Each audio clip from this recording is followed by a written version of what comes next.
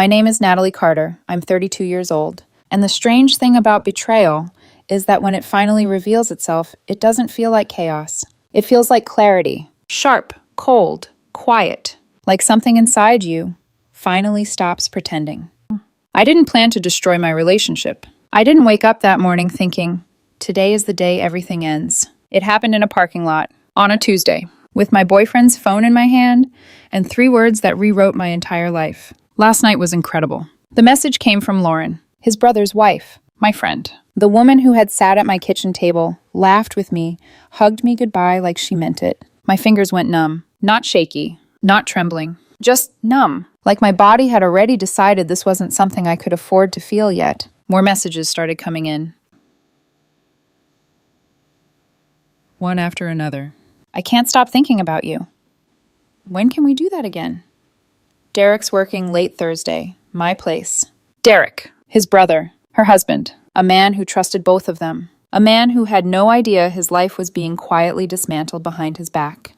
I had maybe 90 seconds. 90 seconds before Ethan finished his shower and came looking for his phone. 90 seconds to decide what kind of woman I was going to be. The one who screamed? Or the one who remembered everything? I chose memory. I chose evidence. I chose control.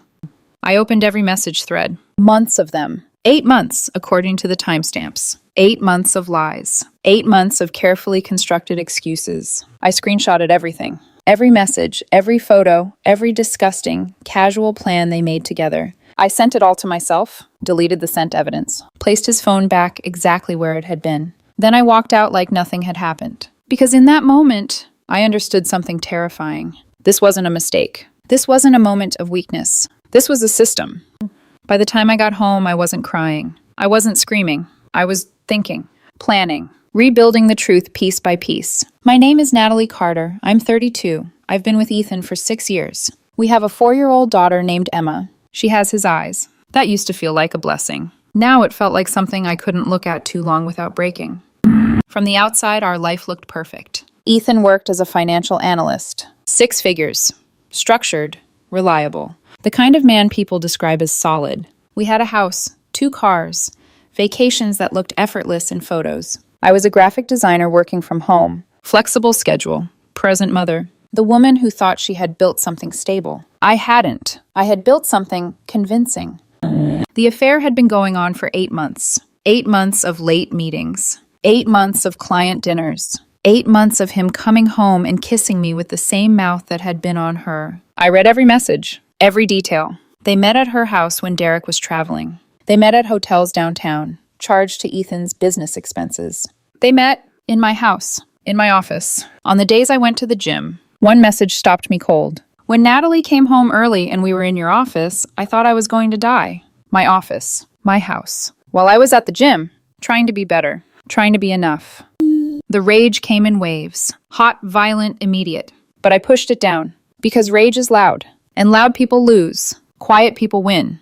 I called in sick that day, sat at my laptop, and started building a case like I was preparing for war. Because I was. I went through our financial records. It didn't take long. Hotel charges popped up immediately. Same place. Same days. Tuesday, Thursday. Always the same pattern. They weren't being reckless.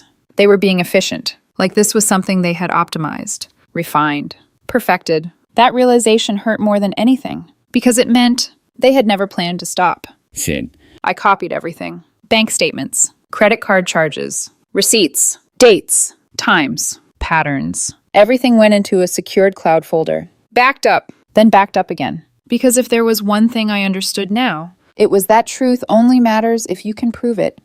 And then I did something I never thought I would do. I bought cameras. Small, discreet, motion activated. I installed them in our bedroom. And in Ethan's office. Because if they were careless enough to use my home again, I wanted more than suspicion. I wanted undeniable proof. Thursday came. My gym day. Like clockwork. I left at 12:45. Kissed Ethan goodbye. Told him I'd see him later. He smiled. Told me to have a good workout. Like he hadn't already planned what he was going to do the moment I walked out that door. I drove to the gym. Parked. Then called an Uber. 3 blocks away. A coffee shop. Neutral ground. Safe distance. I opened the camera app on my phone and waited.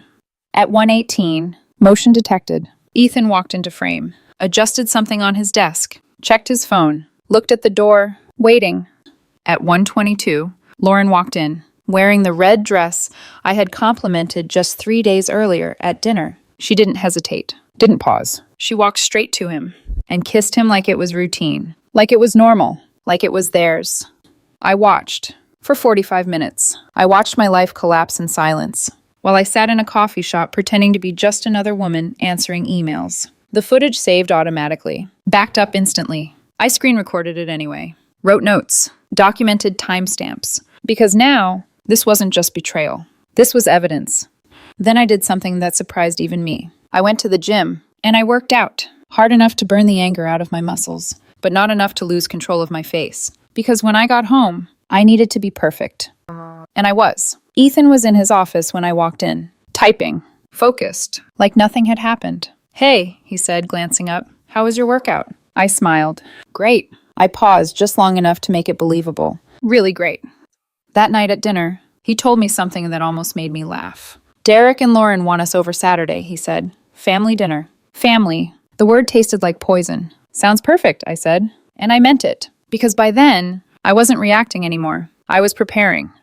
And they had no idea they had already lost. Saturday arrived dressed like normalcy. Soft evening light, clear sky, the kind of quiet suburban calm that makes people believe bad things only happen in other homes.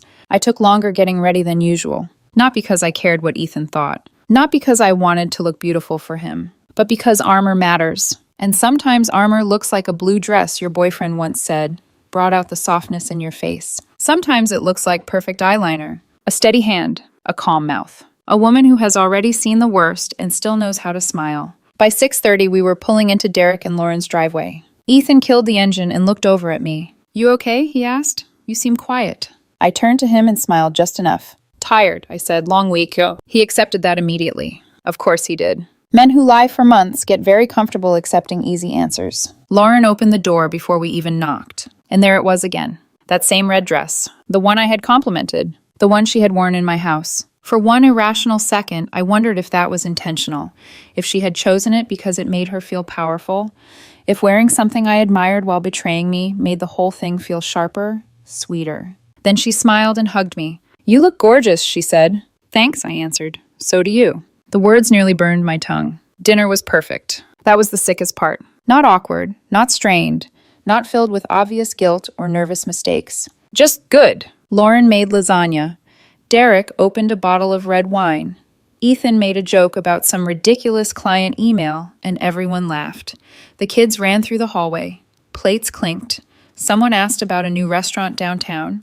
Someone mentioned holiday plans. It was the kind of dinner people take pictures of. The kind people caption with words like blessed and family. And across from me sat the woman sleeping with my boyfriend twice a week. Beside her sat her husband, passing bread to Ethan with the lazy ease of a man who still believed blood meant loyalty. I watched them carefully. That was the first thing I noticed. They were good. Too good. Ethan didn't stare at Lauren. He barely looked at her. Lauren didn't touch him, didn't linger near him, didn't let her voice soften when she answered him. Nothing. No obvious signal. No recklessness. No crack in the performance. That was when I understood something else. This wasn't new behavior they were still learning to hide. This was practiced, refined. They had done this so many times they knew exactly how much eye contact was too much, exactly how much distance looked believable, exactly how to sit in the same room and act like strangers while carrying a secret big enough to burn 4 lives to the ground. And Derek? He had no idea. He laughed easily, refilled Lauren's water, asked Ethan about work, rested his hand on the back of her chair, once in a way that was almost unbearably tender. He loved her. That was obvious. Real love has a softness to it, a kind of unconscious trust. And watching him offer it to her while she sat there with my boyfriend's messages probably still buried in her phone made me feel something colder than rage. Contempt, not just for them, for the ease with which some people can receive devotion they know they do not deserve. After dinner, Lauren and I ended up in the kitchen alone. Of course we did. That's how these things happen. The men drift to the living room. Someone turns on a game. One child starts crying in the other room. The dishwasher opens. Hands find plates. And suddenly 2 women are standing under warm light pretending they belong in the same version of reality. Lauren rinsed a dish and glanced over at me. "How are you feeling about the fertility stuff?" she asked. For a second, I just stared at her. Because she said it gently, with concern, like she was a friend, like she hadn't possibly been sleeping with the man I had been trying to build a future with. The timeline punched through me all at once. The months of trying, the appointments, the quiet disappointment, the way Ethan had held me once and said maybe the timing just wasn't right yet. And here she was, asking with that soft face, while carrying the possibility, however small, that she might already have been pregnant by him during those same months. I put a plate down carefully. "We decided to take a break," I said. That part was a lie, but the tone I used wasn't. Too much pressure. Lauren nodded like she understood. "That's probably smart," she said. "You and Ethan are so good together. I'm sure it'll happen naturally." Something inside me turned to glass. I wanted to smash the wine bottle against the counter. I wanted to ask her how she could say that while standing in her own kitchen, married to one man and sleeping with another woman's partner in secret motel rooms and home offices. I wanted to watch her face split open with panic. But I wasn't ready. Not yet. So I smiled. Small, tired, controlled. "Maybe," I said. That night, driving home, Ethan reached for my hand across the center console. I almost recoiled. Almost. But not quite. He threaded his fingers through mine like habit could still pass for intimacy. "You were quiet tonight," he said. I said I was tired. He squeezed my hand once. "You should rest tomorrow." I looked out the window into the dark and thought, "You have no idea how much I'm about to change your life." Sunday was dinner at Patricia's house, Ethan's mother, the woman who once hugged me in her kitchen and told me I felt like the daughter she never had. I used to believe that. I used to think what she meant was, "You belong here." What she really meant, I would later learn, was, "You belong here as long as you make things easy for my son." Everyone was there. Patricia, Ethan's sister, a couple of aunts, children underfoot, familiar dishes on the table, familiar laughter, familiar lies. And once again, I sat in the middle of a room full of people pretending family meant safety. There's a special kind of loneliness in knowing the truth while everyone around you keeps performing joy. It makes sound feel strange, like all the laughter is happening behind glass, like you're already gone and they just haven't noticed yet. After dinner, Patricia pulled me aside near the hallway. "Natalie, honey," she said softly, "can I ask you something?" I already knew what it would be. The tone gave it away. That careful maternal voice women like her use when they want to sound loving while gathering information. "Of course." She lowered her voice. "Are you and Ethan okay?" I tilted my head. "Why do you ask?" She smiled in that knowing way mothers do when they believe intuition makes them noble. A mother notices things. "He seems happier lately, lighter, more energetic. I thought maybe the two of you were reconnecting." For a second, I actually felt dizzy, because she thought his glow came from me, from us, from healing, not from sneaking around with his brother's wife. The irony was so sharp it almost made me laugh. "We're fine," I said. "Just busy. Work, Emma, life." Patricia squeezed my arm. "Good," she said, "because family is everything, Natalie. Whatever problems you have, you work through them. People give up too easily now, but real commitment means staying.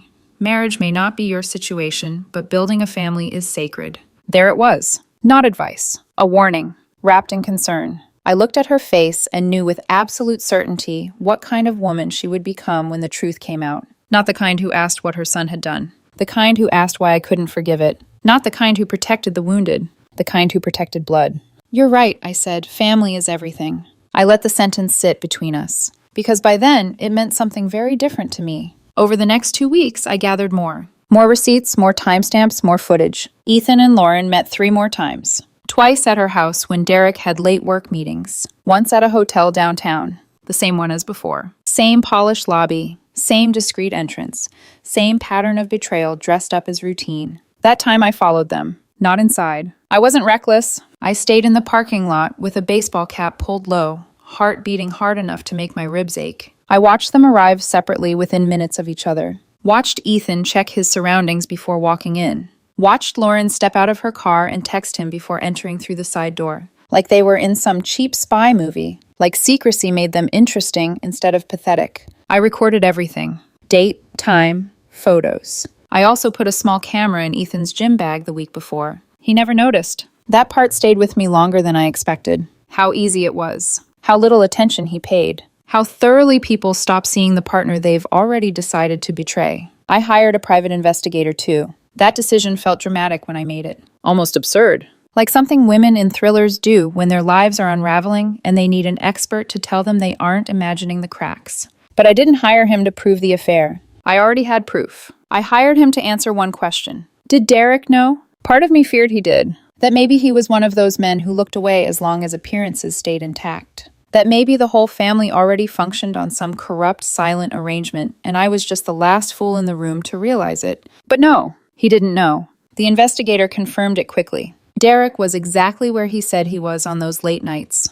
Working, traveling, building the life Lauren was helping destroy. Faithful, consistent, completely blind. He deserved the truth. Maybe not because truth is kind. It usually isn't. But because being lied to by the people you love is one thing. Being forced to live inside a lie someone else maintains for your convenience? That's humiliation. And I wasn't going to let them do that to him one day longer than necessary. So I called him. Wednesday afternoon. Kept my voice even. Asked if he could meet me for coffee. Just us. There was a pause. Then, sure, is everything okay? No, I said, but it needs to be handled carefully. We met the next day at a coffee shop halfway between his office and mine. He got there first. When I walked in, he stood up immediately, concern already written all over his face. That almost made it harder, because kind men are always harder to break. Natalie, he said, what's going on? I sat down slowly, looked at him, and realized there was no gentle version of what came next. No softened wording, no merciful phrasing. There are truths that only have one shape when they finally enter the room. And this was one of them. I need to show you something, I said. His face changed before I even reached for my phone, not because he knew. Because some part of him understood that after this moment he would. There's a moment, right before life breaks in half. It's not loud. It doesn't come with shouting or tears or anything cinematic. It's quiet. Still, like the world is holding its breath, waiting for truth to land. I slid my phone across the table. I need you to prepare yourself, I said. Derek frowned slightly, confusion tightening his expression as he picked it up. What am I looking at? Start with the messages. He did. At first, his eyes moved normally, reading, processing. Then they slowed, then stopped, then went back, like his brain was refusing to accept the sequence, trying to rearrange it into something that made sense. It never would. His face lost color gradually. Not dramatic, not sudden. Just drained. He kept scrolling. Didn't speak. Didn't ask questions. Just read. Message after message. 8 months of betrayal condensed into a glowing screen between his hands. Finally, he looked up at me. There was something in his eyes I will never forget. Not anger. Not yet. Something worse. Recognition. How long? He asked quietly. 8 months, minimum. He swallowed hard, looked back down at the phone, then at the video. I watched him hesitate before pressing play. Like some part of him already knew that once he saw it, there would be no returning to the version of his life where his wife was still who he thought she was. He watched. 30 seconds. A minute. 2. Then he stopped it. His hands were shaking now. Not violently, just enough that the phone trembled slightly against his palm. He set it down carefully, like it might explode if he moved too fast. She said she was working late those nights. I know. I was... He let out a short, broken laugh. I was proud of her. The words hung there. Ugly. Heavy. Human. I nodded once, because there was nothing else to say to that. I'm filing for separation on Monday, I told him. You deserve to know before everything becomes public. He leaned back in his chair, eyes unfocused. I need copies, he said after a long silence. All of it. You'll have everything tonight. Another pause. Then he looked at me again. Does Patricia know? There it was. The question that mattered more than it should have. I held his gaze. I tested her last week, I said. She doesn't know details, but she'll defend Ethan. Derek gave a quiet, humorless smile. Of course she will. Golden child. Untouchable. Even now, even before the truth was fully out, we both knew how that story would play. We sat there in silence for a while. Two people who had trusted the wrong ones. Two people about to dismantle the same family from opposite ends. Thank you for telling me, he said finally. You deserve the truth. Yeah, he murmured, even if it ruins everything. I exhaled slowly. It was already ruined. We just hadn't seen it yet. Monday morning came with terrifying normalcy. Sunlight through the curtains. Coffee brewing. Emma asking for cereal like the world hadn't already shifted beneath her feet. I moved through the routine like muscle memory. Got her dressed. Packed her bag. Smiled when she looked at me. Because none of this was her fault. And she deserved at least one more morning that felt safe. Ethan kissed me on the cheek before leaving. I'll be home late, he said. Big meeting. Of course. I looked at him for a moment longer than necessary, memorizing the version of him that still thought he was in control. Okay, I said. He hesitated, like he was about to say something else, then didn't, and walked out the door. At 8:30 a.m., a process server walked into his office. By 9 o'clock, Derek had done the same at their house. At 9:30, my phone exploded. 17 missed calls from Ethan. 12 messages. What is this? Natalie, answer me. This isn't what you think. We need to talk. Now. I stared at the screen, then blocked his number. Lauren called next. Blocked. Then Patricia. I let that one ring longer than the others. Just once. Then I answered. Natalie, what have you done? Her voice came sharp, controlled, already defensive. I filed for separation, I said calmly, because Ethan has been sleeping with Lauren for 8 months. That's a lie. It came fast. Too fast. Like she had already decided what version of reality she was willing to accept. Ethan explained everything. You're misunderstanding. They were planning a surprise trip, I cut in quietly. There was a pause. Then, yes, exactly, a family vacation, I said almost gently. That was the excuse. That was what he gave her. That was what she chose to believe. Patricia, I said, my voice steady. I have videos of them. Multiple. In my house. Silence. Thick. Uncomfortable. Then, videos can be manipulated. I closed my eyes for a second. Not in pain. In recognition. Because there it was. The moment she chose him. Chose blood over truth. I have months of evidence, I said. It's all included in the legal filing. It's about to become public record. You're trying to destroy my son, she snapped. You've always been jealous of Lauren. I almost laughed. Almost. Not good enough for him, right? I said quietly. She didn't deny it. She didn't need to. Believe whatever you want, I finished. The evidence speaks for itself. And I hung up. Blocked her number. One by one, I blocked all of them. His sister. His aunts. Anyone who thought loyalty meant defending lies. By noon, the only person left unblocked from that family was Derek. He texted once. She admitted it. Tried to blame you. Said you were distant. Cold. I stared at the message for a long moment. Of course she did. That's how people like them survive what they've done. They rewrite you into the villain, so they don't have to sit with themselves. Another message came. I told her to leave. Filing for custody. Then, you deserve better. I typed back slowly. So do you. That afternoon, Ethan came home. He didn't get inside, because I had already changed the locks. He stood on the porch, pounding on the door like volume could reverse consequence. Natalie, open the door. I didn't move. Talk to me, we can fix this. Fix. The word sounded absurd now, like trying to glue smoke back together. When he realized I wasn't going to open it, his voice changed. From pleading to angry. You're overreacting, it wasn't... I called the police. Not dramatically, not emotionally, just efficiently. By the time they arrived, he had stopped shouting. Was pacing instead, running his hands through his hair, looking like a man who had just realized his life was slipping out of his control. They escorted him off the property, warned him not to return. And just like that, the illusion ended.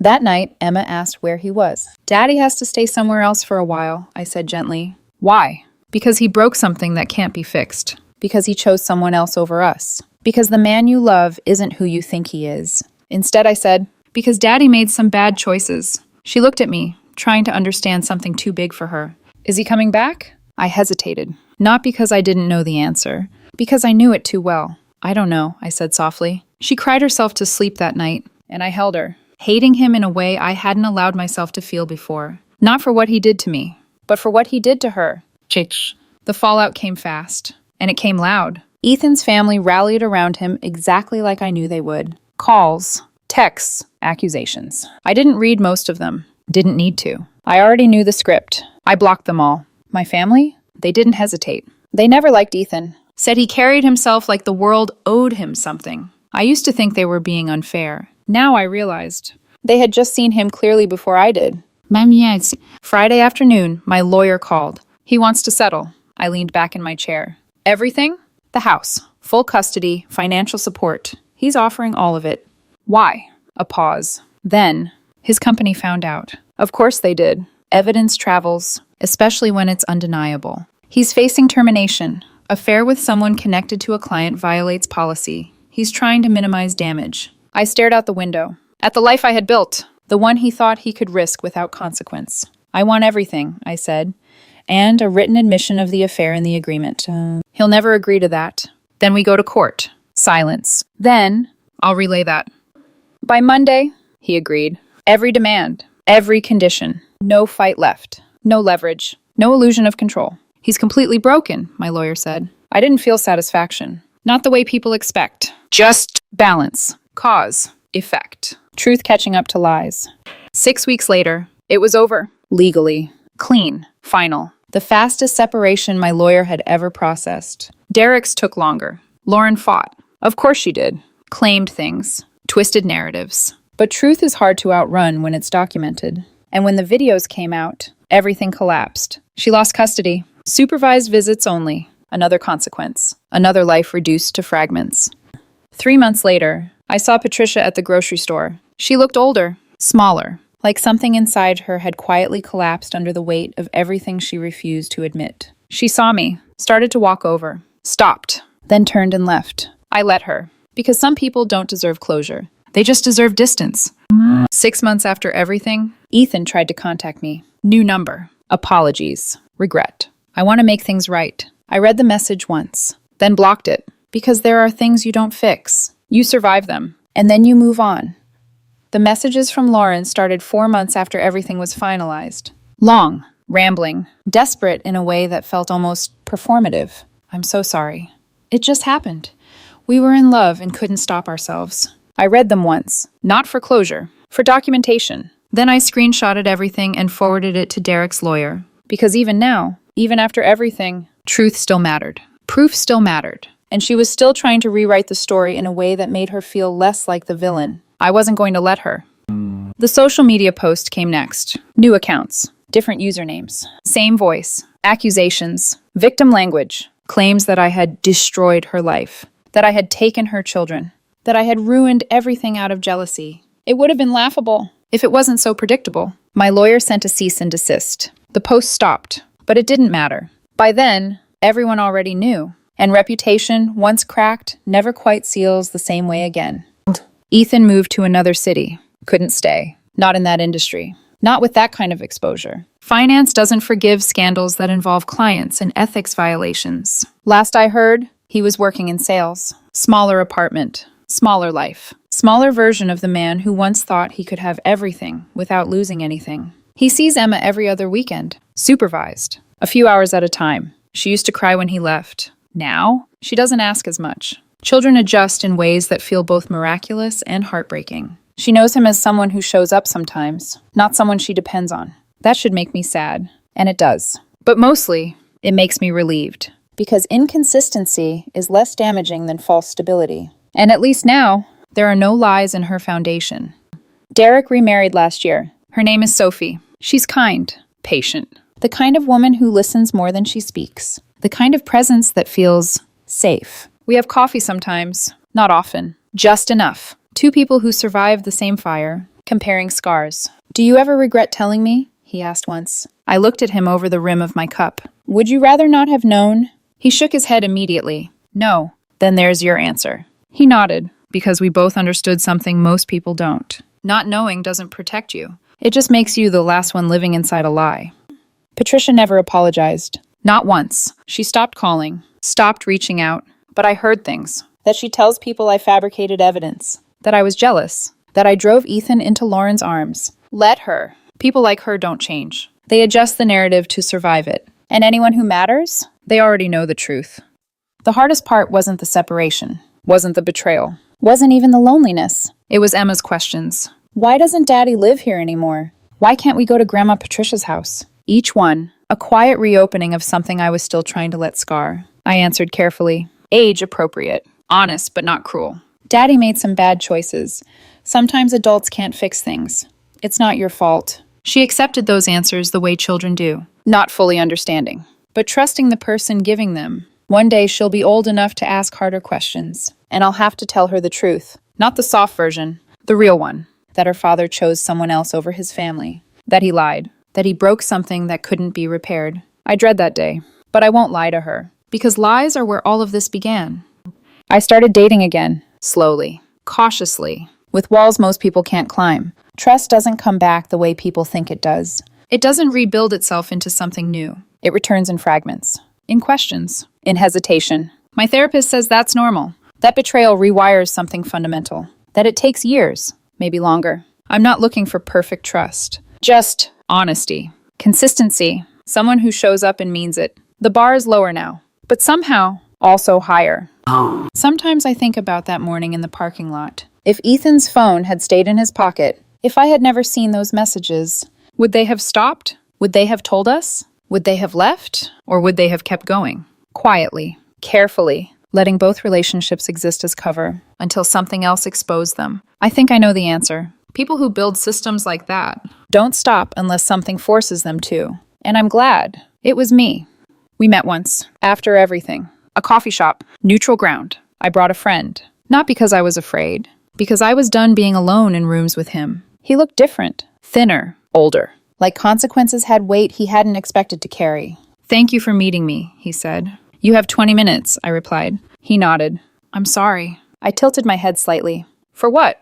"For everything." "That's not an answer," he swallowed. "For the affair, for lying, for hurting you, for destroying our family." I studied him, then nodded once. "Okay." He blinked. "Okay? That's all you get," he frowned.